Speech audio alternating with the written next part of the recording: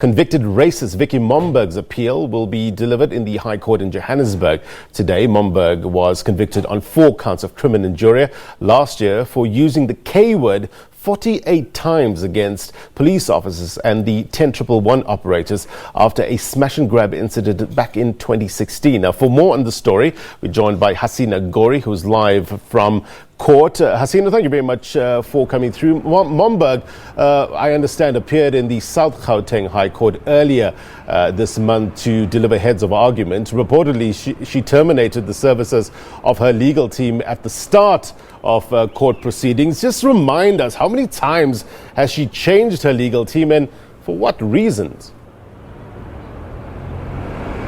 So as you've said, yes, the last time we were here at the South Gauteng High Court, there was a lot of drama here in court. Vicki Momberg basically telling her legal team that they're misrepresenting her, and then also asking and demanding that the media not be allowed to cover the case, and the appeal at the court that day, which was quite a lot of dramatics that day. We saw her legal team sitting down in the galleries, just saying, okay, represent yourself, and which is what she did. This is the 5th time. This is the 5th legal team that she has, changed in the course of the cases.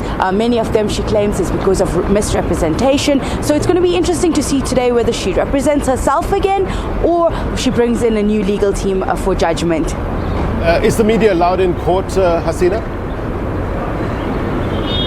Yes, from what we know, we've been covering it, and there have been no new, rules brought in regarding that. Media continued to be in court that day, even despite Vicki Momberg, her outburst, telling the media to be told to leave the room. Yeah. So just to get some clarity, is she appealing both her conviction and sentence?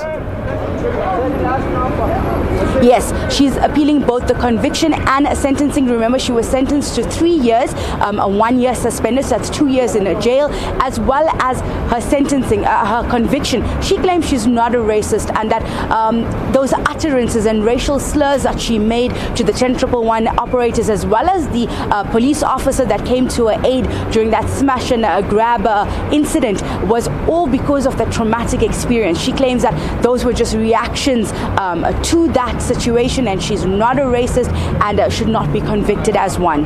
So those arguments, is she going to use those arguments as the basis for her appeal? Yes, that's the basis of her appeal, that she is not a racist, and she did have to go for a trauma counseling after this incident. It was very traumatic to her. She was put on some medication, and those were the reasons behind those utterances. All right, let's leave it there. Thank you very much indeed for your reporting, Hasina Gori. They're coming to us live from outside courts there in Johannesburg.